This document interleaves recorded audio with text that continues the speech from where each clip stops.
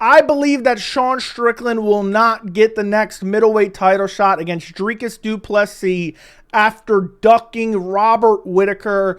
And so does Robert Whittaker's coach, because Robert Whittaker's coach did an interview over the last couple days. We're going to take a look at a couple clips from it, where he confirmed that Sean Strickland turned down a #1 contender fight against Robert Whittaker.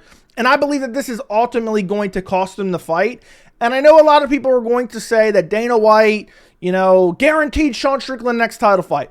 Well, recently at a Dana White's Contender Series post-fight press conference, Dana White started to walk those claims back. He kind of said, oh, well, yeah, Sean's next. He's the #1 contender. I think Strickland ducking these fights. He's ducking South Africa as well. We're going to take a look at a couple clips from Sean Strickland as well in this video. I believe that it will cost him the fight against Dricus Du Plessis. I think Sean Strickland will be left on the sidelines like he's on a Theo Von podcast, crying his eyes out, screaming, I'm the #1 contender. And also in this video, we're going to debunk a couple narratives surrounding Khamzat Chimaev that have been driving me nuts lately. And luckily, Robert Whittaker's coach even stands up for Khamzat Chimaev in the interview he does as well. Let's jump right into it. We're going to start off with Sean Strickland just ducking Robert Whittaker like his life depends on it. This was during International Fight Week. He was asked about a potential fight with Robert Whittaker. Listen to what he has to say here. Fans want to see you face Robert Whittaker next. What's your thoughts on that? Ain't happening. Ain't happening. I'll say no. Whittaker, he don't deserve it. I'm next in line. I defended my title shot. I'm the #1 contender. Ain't happening. Ain't happening. He ain't fighting Robert Whittaker. How dare he be asked to fight Robert Whittaker? He beat Paulo Costa by split decision.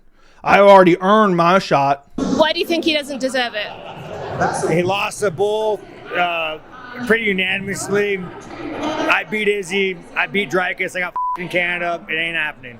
This man keeps crying that he got screwed by the judges in Canada.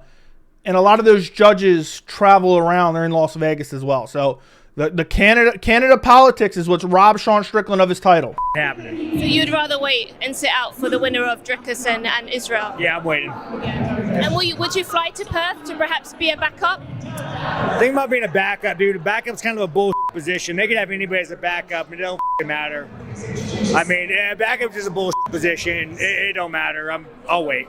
And how do you see that fight going down? Obviously, you've been in there with both of them. So who do you see coming out the winner? Man, it's kind of hard because up until I got cut, I mean, when you got blood in the eye, you just can't see. But I didn't really think it was that good. I mean, I wasn't getting hit.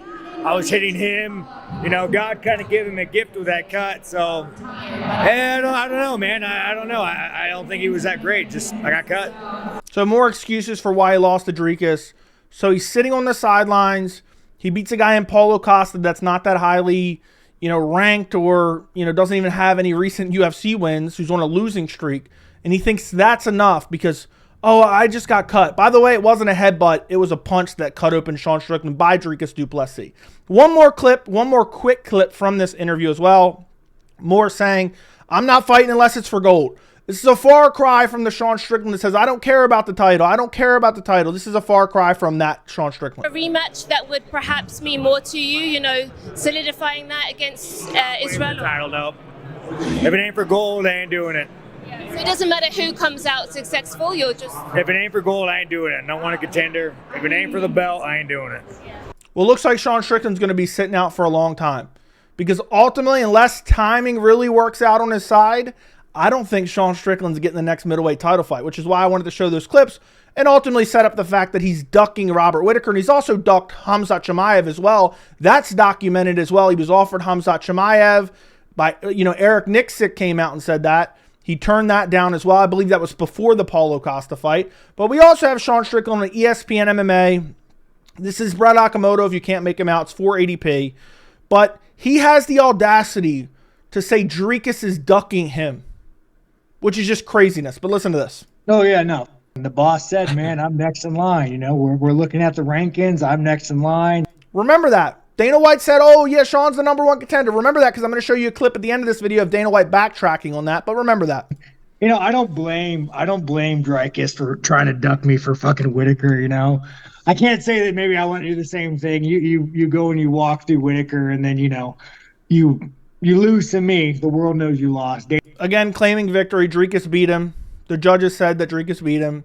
He went and cried on a Theo Von podcast because Dricus broke him. He messaged Dricus and begged for forgiveness and then publicly threatened Dricus so he could act like Dricus stopped talking crap because of the threat, but really it was because of the apology and the crying and whining on the Theo Von podcast.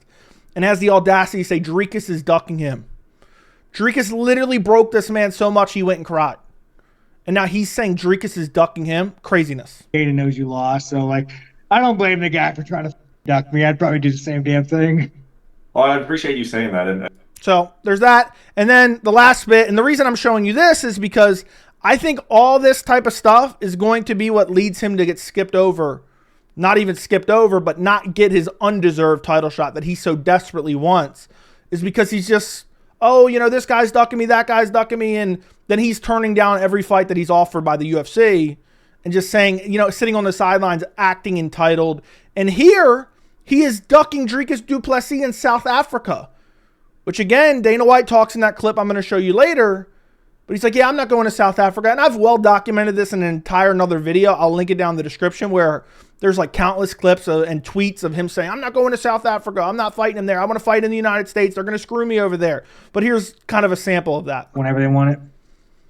And also, I don't see a world in which this happens, but they have to. That's what I say to myself every time I see Brad Okamoto's camera quality and says, you know what, I wonder if he's going to get better camera quality. I don't see a world in which that happens. Talked about South Africa, and I know you tweeted about it, but do you think that's even a possibility? Dude, no, not yet. I think maybe at some point, but they're not ready yet. And dude, South Africa is such a He called it a shithole there, by the way, because it was bleeped out by ESPN. But yeah, it's such a shithole, so I'm not going to fight there. So you're ducking Dricus in his home country. Okay. Don't say that. Everyone's like, I know I talk a lot of shit. Dude, I've been to South Africa. I've been to South Africa one time, so I know everything about South Africa. By the way, it was like 15 years ago you went to South Africa. I've fought in South Africa once. What? And it's like, I didn't know that. Yeah, dude. And it's just like, I just remember like, it's racist, it's shitty, you know, it's like everybody's impoverished, not everybody. The black people are poor, the white people are rich and live in compounds. So I already summed this up in another video, so I'm not going to go through this anymore, but I don't want to fight Dricus in South Africa because they're racist. That's what little bitch boy crying on Theo Von's podcast. That's the reason he wants Dricus, who's the champion, who just defended his belt. I know that's a foreign topic to Sean Strickland, who never defended his belt. But yeah, he thinks he gets to dictate the terms to Dricus, even though Dricus is the defending champion, which is craziness, absolute craziness. Now let's jump to the interview with Submissive Radio by Robert Whittaker's coach. By the way, I will link this full interview down in the description if you guys want to go check it out. I highly encourage you to go check it out. Again, I use some of these clips. Go check out the full interview. The link will be in the description. But the first clip I absolutely love because there's a narrative going around that I'm actually going to debunk in this video, probably after this clip, that everyone's acting like Khamzat's such a pullout merchant and Khamzat never shows up for fights. And he's asked about, do you think Khamzat's going to show up? And listen to Robert Whittaker's coach defend Khamzat here, which is, you know, he's on the money, spot on here.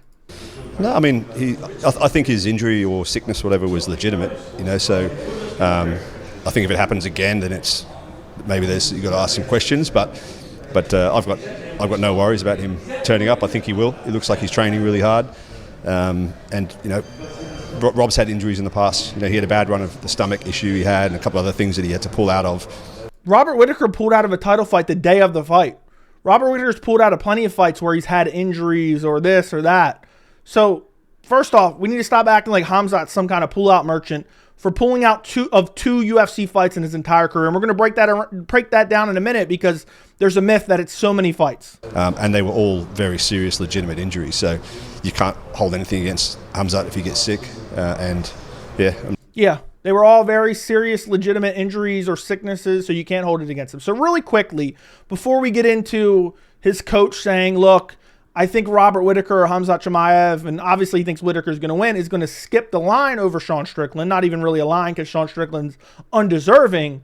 But let's take a look at Khamzat Chimaev's resume because a lot of people act like he pulls out of so many fights and this and that. So he pulled out of a Robert Whittaker fight while being hospitalized with an illness here in June of 2022, or June of 2024, June 22nd, 2024.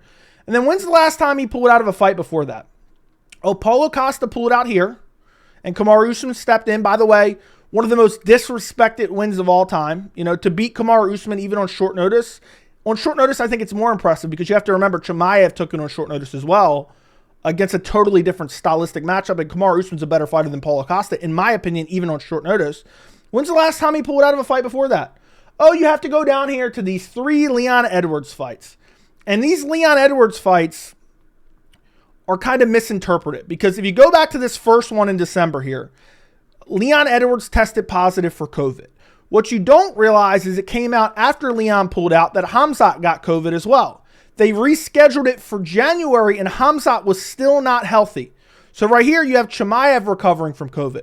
Now the UFC just said immediately, okay, we're going to rebook it for March, and Chimaev was still not healthy. So Chimaev, literally 2 months later, 8 weeks later, was still not healthy. And what people don't realize is he didn't even pull out a couple weeks before. So it was January 20th it was initially booked for, and then they said, okay, we're rescheduling it for March. He pulled out roughly 3 to 4 weeks later. So it was about a month before the actual fight because he said, look, I'm still sick. I can't train. I'm not going to fight on this fight. So really, you have one pullout here. I know this is 3 canceled fights. This is one pullout because this fight was Leon Edwards pulling out. And then these 2 fights were technically Khamzat pulling out, but it was really one pullout because he was sick. And then the UFC said, okay, we're going to push it a little bit. And hopefully some fighters had just recovered and then fought 2 weeks later. But Khamzat had, you know, a more serious case of the illness. So he said, look, I can't fight. He told him 4 weeks later, look, I'm not going to be able to train. I can't fight. So he has 2 pullouts. And wait, that was in 2020. 2021, actually, I'm sorry. Because it was 2020, the December fight that Leon Edwards pulled out of.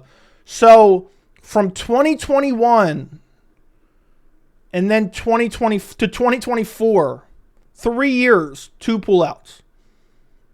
And people are acting like he's some kind of pullout merchant. Manel Kape has pulled out of more fights in 2024 alone than Khamzat's pulled out in his entire UFC career. And somehow, because he's been sick twice, he's all of a sudden a pullout merchant. Makes absolutely no sense. But let's get back to the Robert Whittaker interview, or coach interview, because he goes on to say, look, Sean Strickland ducked us. Sean Strickland turned us down. And ultimately, I think we're going to skip him over. Let's jump ahead and play it right here. That is undeniable, right? Yeah. Yeah, well, I mean, you know, Sean's obviously taking a very different strategy. You know, he's just sitting there and waiting. And he's... Which Dana White has openly said he does not like fighters just sitting around waiting and turning down fights. He's probably got a legitimate call for the title. But Rob wants to fight. You know, that's how he makes a living. And did you guys try to fight Sean? Did you? Yeah. Straight after the last fight in Riyadh, they said to us straight away, does Rob want to fight? Like literally on the day. Yeah, wow. They said, does Rob want to fight Sean in Perth? And we said straight, yeah, sure, absolutely. And apparently he said no. So there you have it. Sean Strickland turned down Robert Whittaker in Perth. UFC 305 would have been the co-main event to Dricus Du Plessis, Israel Adesanya. You know, there's some debates about who's the true number 1 contender, and most people are saying it's either Robert Whittaker or it's Sean Strickland. Well, what's the best way to settle that discussion? Oh, have them fight each other in a number 1 contender fight. Then the winner would be undeniable. But Sean Strickland just said, nope, I'm just going to wait. I'm just going to keep waiting. He might end up like Michael Chandler if he keeps waiting. So, yeah, that was it. And then we knew there was going to be an Abu Dhabi card coming up. Rob loves fighting there. And so he just said... Is that? Would you say that's Dagestani privilege for Robert Whittaker? He likes fighting in Abu Dhabi. There's sand there. Does that mean he's Muslim? Does that mean it's home field advantage? Does that mean it's privilege? Yeah, I want to fight on that Abu Dhabi card. And they said, would you fight Khamzat again? He said, yep, for sure. And then they go into an advertisement. Now, I want to jump ahead a little bit more. We're going to look at one more clip from this because he's asked, do you think Whittaker could jump ahead of Sean Strickland and get the title fight? Which he answers in the same way that I would answer. I believe that he will. Because timing right now is not on Sean Strickland's side. Things may change. The UFC may be in desperation for a main event. Maybe they do Dricus versus Strickland. But I ultimately believe the winner of Robert Whittaker versus Khamzat Chimaev will get the title fight, especially considering Strickland is not only sitting on the sidelines, he not only has a weak case for the title, but he also has turned down multiple fights. So we'll hear from Robert Whittaker's coach. He believes the same thing. Well, to know what the UFC is thinking of what they're going to do. But I know they like they like fighters that are active. They like fighters that don't say no. They like fighters that actually fight and don't turn down fights and don't cry on podcasts. Don't like fighters that sit around and wait. And I think if Rob goes out and has any sort of win against Khamzat, particularly if it's impressive, he will be fighting. His next fight will be for the title. Whether they slip in a Strickland fight in the meantime, I'm not sure. I doubt it. I think there's some interesting fights playing out in the middleweight division. Imavov fighting Allen. Yep. That's really interesting. Who wins that's going to be very close. You've got Caio Borralho, who's just killing everyone. He probably will have to fight Izzy or someone next. That he's a contender. Obviously, Rob Khamzat. If Rob beats Khamzat, there's got to be no dispute. They can't possibly ask him to fight someone else. Facts. There's multiple more deserving fighters, contenders in the middleweight division over Sean Strickland. And before we look at the clip of Dana White, let's take a look at this. Sean Strickland, let's see, what kind of win streak is he on? Oh, he's on a 1-fight win streak, split decision, shit fight against Paulo Costa, who doesn't have a win over a fighter currently on the UFC roster, okay? Then we have Robert Whittaker. Let's see what kind of win streak he has, okay? Let's see what kind of win streak he has. Oh, he beat Paulo Costa before Sean Strickland beat him, and more impressively than Sean Strickland beat him because he actually fought and actually won a unanimous decision. And then Sean Strickland went on to take on his sloppy seconds and then eked out a split decision. Then he took Ikram Aliskerov on short notice and flatlined him in the first round. Already Robert Whittaker's more impressive resume or at least more impressive win streak for the next title fight in the middleweight division. But that's not all. It's not just Robert Whittaker. You have Nasruddin Imavov. Nasruddin Imavov, what kind of win streak is he on? Oh, he beat Roman Dolidze. Okay, not great. That's not great. But then he stopped Jarrett Cannonier. Jarrett Cannonier is the guy that beat Sean Strickland. And I know people are going to say, well, he lost to Sean Strickland. He took on Sean Strickland on short notice. And fair enough, Sean Strickland deserves credit for taking on Imavov on short notice. But we're talking about 2 years ago almost at this point. You can't say, oh, well, he lost. Well, are we going to justify a Kamaru Usman title shot because Kamaru Usman beat Sean Strickland 4 years ago? No. So I think Imavov, who's scheduled to fight Brendan Allen, if he beats Brendan Allen, he's more deserving. And he's fighting Brendan Allen this month in September. So if he's on a 3-fight winning streak, 2 top 10 wins on that winning streak, or if Brendan Allen wins, as much as I hate to say it, Brendan Allen's more deserving than him as well. Because he'll be on this long win streak, and we'll have beaten Nasruddin Imavov, who's ranked in the top of the middleweight division. So Nasruddin's more deserving than Sean Strickland. Then you have Khamzat Chimaev. Now look, I'm not going to sit here and say that Khamzat definitely deserves a title shot more than Sean Strickland, but I will say this. A win over Kamaru Usman on short notice is more impressive than eking out a split decision over Paulo Costa. And what's crazy to me about this is, I almost wish this was Paulo Costa. I wish Costa would have stuck in this fight. Because if Chimaev would have beat Paulo Costa via split decision, then I guess everyone would have been champion for Khamzat to get the next title shot, because that's what Sean Strickland did. He got a split decision over Paulo Costa. And now people are saying he deserves the title fight. So if Khamzat would have fought Costa instead of Usman and won via split decision in an uneventful, boring-ass fight that he could have arguably lost, then I guess he would be number one contender, right? But to be honest, look what Chimaev's done. Beat Kamaru Usman. I think that's way more impressive than beating Costa, especially when you're supposed to fight Costa and then you got a last-minute change of opponent against Usman, who I believe is more skilled, and Usman's always ready. Ragdolled Kevin Holland, fair enough, that wasn't in the division. Beat Gilbert Burns, who was in the top 5 of the welterweight division at the time, was guaranteed a title shot after that. Beat Li Jingliang. He's 13-0. He's undefeated. And again, I'm not claiming that unequivocally Khamzat is more deserving. But guess what? He's already got a decent resume. And guess what? He has a fight scheduled against Robert Whittaker. If he goes out there and starches Robert Whittaker, he's not number one contender? 100% he is. And he's a way bigger star potential than Sean Strickland. Then you have Caio Borralho. Caio Borralho is on this long-ass winning streak. 1, 2, 3, 4, 5, 6, 7, 8, 9 fight win streak. He beat Jarrett Cannonier in his last fight. Now, I ultimately think he needs probably one more. But beating Jarrett Cannonier is a good win. And if we're going off wins and win streaks, 1 fight win streak. 1 fight win streak. Just 1 fight win streak for Sean Strickland. So we're going off win streaks. And he has a quality win. Jarrett Cannonier is a better win than Paulo Costa. 100%. Caio Borralho, you can make the case, deserves a title shot more than Sean Strickland. So you have all these fighters who arguably deserve a shot more than Sean Strickland. And meanwhile, Strickland's denying going to South Africa, and he's turning down Robert Whittaker. So I think it's setting up for Sean Strickland to throw a hissy fit on the sidelines.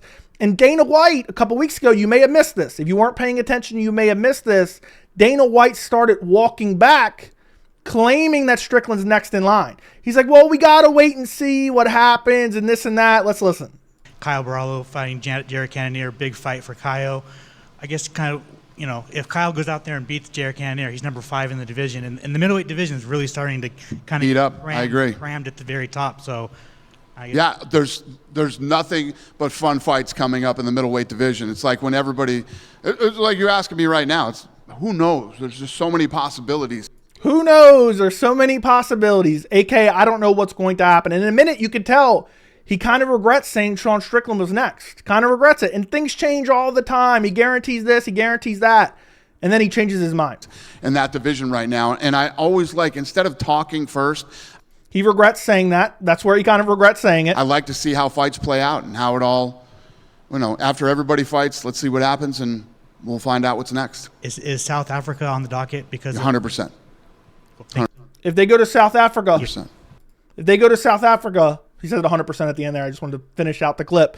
If they go to South Africa and you have Sean Strickland say, I'm not going to South Africa. It's racist there. I don't like it because it's racist. You think they're going to be like, okay, Sean, we're going to put it somewhere in the United States for you, who's not a draw, who's boring as fuck, and on a 1-fight win streak that's a split decision over Paulo Costa. Just because you got a bunch of incel fans who are cheering for you. You know, at this point, what we need to do is we need to take out Robert Whittaker out of UFC 308. We need to put in Paulo Costa, and then that way, if Khamzat beats Paulo Costa, Khamzat's undeniable. He'll have his win streak plus a win over Paulo Costa because according to a lot of Sean Strickland fans, that's what gets you a title shot in the middleweight division. That and crying on the sidelines about a phantom headbutt that cut you open that's not even true. Okay? Ultimately, what I'm trying to say here is I know people are going to be like, oh, you just hate Strickland. You don't want to give him a title shot. Right now, the way the schedule's laid out, DDP's not returning before 2025. He's fought twice this year. He's not going to fight until February, March, April of next year. Unless they're desperate for a December main event, which apparently Islam may not headline December. So in December, there's a chance for DDP versus Sean Strickland. But if it does not happen in December at UFC 310, which I don't believe it will, but it could. If it does not happen in December, I believe the winner of Robert Whittaker versus Khamzat Chimaev will get the next title shot, particularly if Khamzat Chimaev beats Robert Whittaker. But even if that's not the next guy, you have so many other middleweight fights happening between now and the end of the year. You know, Amavov, Allen, and you have Caio Baralho maybe potentially fighting another fight. I do not believe that Sean Strickland will be next. And Dricus Du Plessis even said, look, I think the winner of Whittaker versus Chimaev is undeniable, and it's a bigger fight in my opinion. He said that in other interviews that I've covered. And at this point, you know, we've seen Dana White go back on a million different promises, and he wasn't even like steadfast and doubling down that Sean Strickland's definitely number 1 contender. So I believe Sean Strickland will get skipped over. He will sit on the sidelines crying before eventually having to fight someone else and probably losing at the Apex maybe. And I believe he's going to be pissed about it. So let me know what you guys think down in the comments. I'm thinking about making another video. Merab Dvalishvili has been preemptively ducking Umar Nurmagomedov.